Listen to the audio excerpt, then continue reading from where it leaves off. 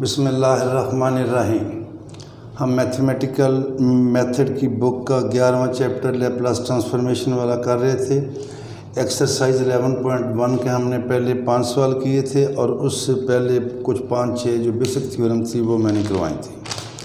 अब हम करने लगे एग्जांपल नंबर 5 और वो ये वाली है कि फाइंड लैप्लास। ये है example 5। If f of t is equal to 1/t, तो क्वेश्चन ये है कि find Laplace of f of t, या दूसरे अल्फाज में हमने लैप्लास ऑफ 1/t जो है ये फाइंड करना है। इसको हम लेके चलते हैं तो ये देखिए हमारे पास आएगा इसके लिए लैप्लास ऑफ सॉल्यूशन 1/t, ये आएगा 0 to infinity e की पावर -st 1/t dt। इसे हम लिख लेंगे 0 to infinity e की पावर -st/t dt। ये हम इसको तोड़ लेंगे, ये आएगा 0 to 1 e की -st/t dt प्लस आ जाएगा 1 to infinity e की -st/t dt।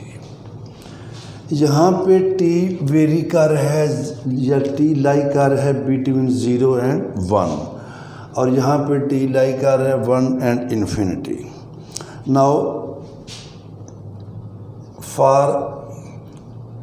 when 0 is less than or equal to t is less than or equal to 1, then e की power -st is greater than e की power -s if s is greater than 0।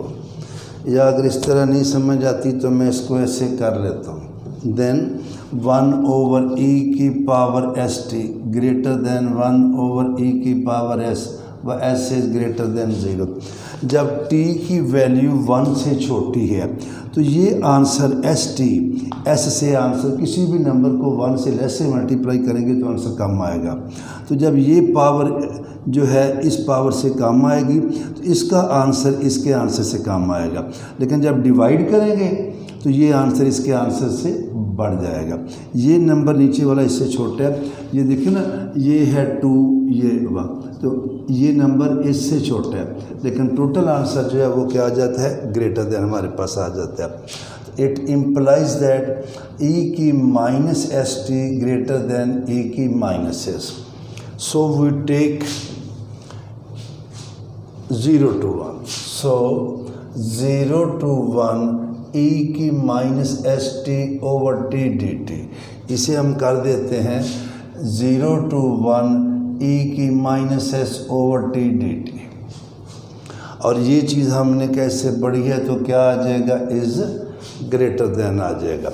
अब जब ये सूरत होगी, ये वाला जो है e की -s, ये कांस्टेंट है, ये ऐसे मैं करता हूँ, इसका मतलब है ये इधर आ रहा है, e की -s 0 to 1 dt/t। वैसे तो इज इक्वल टू भी लगा लेते हैं जब सेम है, लेकिन जब साथ साथ ये लिखेंगे तो फिर ये ऐसे ही आएगा। तो इसे लिखें 1/e की s, और ये आएगा log of t 0 to 1। ये आ जाएगा हमारे पास 1/e की power log of 1 minus log of 0। log of 1 0 होता है, लेकिन log of 0 क्या होता है, इन्फिनिटी। तो इसका मतलब है हमारे पास आ गया ये सारा 1/e की s 0 माइनस इन्फिनिटी। इसका मतलब ये है, आप इसको ग्रेटर दैन इन्फिनिटी भी लिख सकते हैं, ग्रेटर दैन इन्फिनिटी। इसका मीनिंग क्या हुआ, इसका मीनिंग ये हुआ कि ये चीज़ जो है ये डाइवर्जेंट है। छोटी डाइवर्जेंट हो तो बड़ी भी डाइवर्जेंट होती है। इट इम्प्लाइज दैट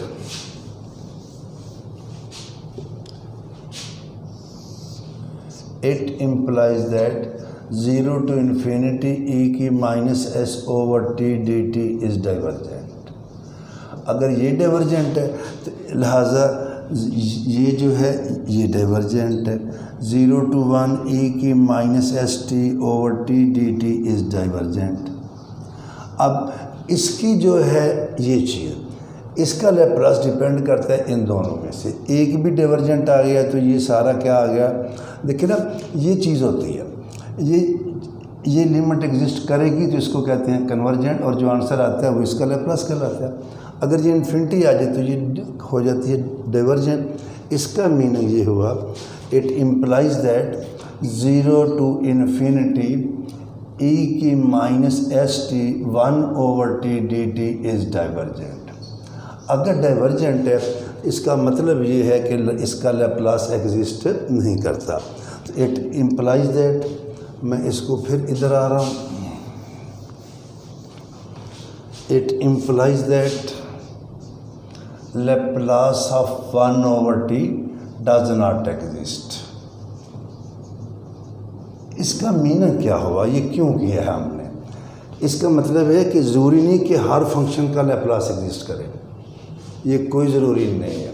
तो कुछ का करता है या ज़्यादातर का करता है, कुछ ऐसे भी फंक्शन हैं जिनका लैप्लास एग्जिस्ट नहीं करता। अब हम करेंगे इसकी कंडीशन, क्या कंडीशन है क्या नहीं है, क्या वो। तो अगली हमारे पास डेफिनेशन है, a function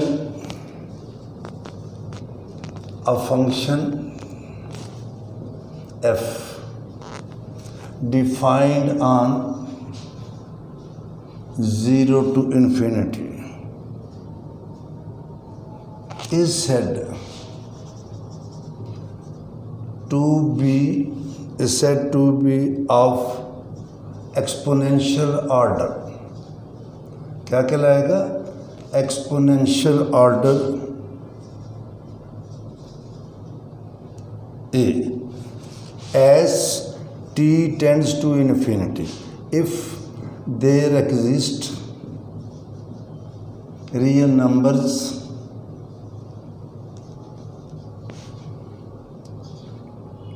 a m greater than 0 and t greater than 0 such that f of t का मॉड ये हमारे पास आ जाए m e की power at, and when t goes to infinity t is greater than t, it means when t is very very very large।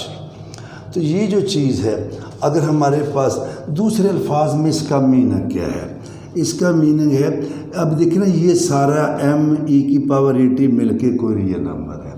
तो जो function है हमारा, उसकी जो मैग्नीट्यूड है वो किसी ख़ास नंबर के बराबर है, चाहे वो इंतहाई ग्रेटेस्ट है चाहे वो इंतहाई स्मॉलेस्ट है।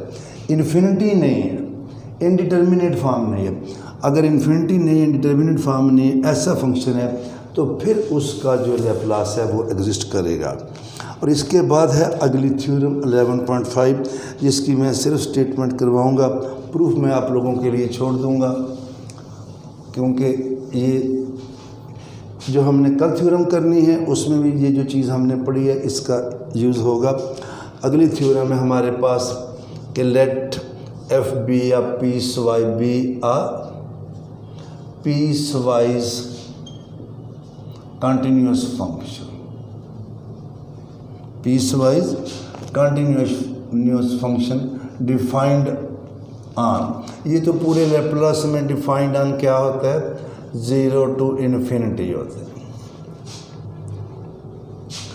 If f is of exponential order जो हमने अभी पढ़ा है, if f is of exponential order a as t tends to infinity, then Laplace of f of t exists।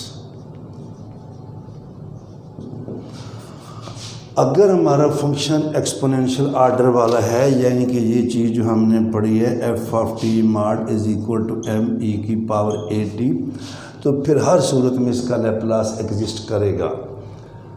और ये थ्योरम मैं छोड़ रहा हूँ आपके लिए। इसके बाद इसने अगली थ्योरम में जो है मैंने जब करवानी है उसमें इसका यूज़ होगा।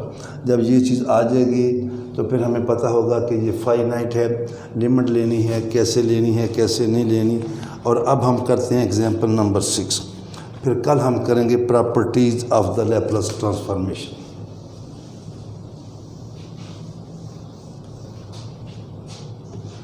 Example number 6। एग्जाम्पल 6 है हमारे पास, वो एफ ऑफ टी ये है, टी की पावर -1/2 है, इसका लेप्लास हमने फाइंड करना है।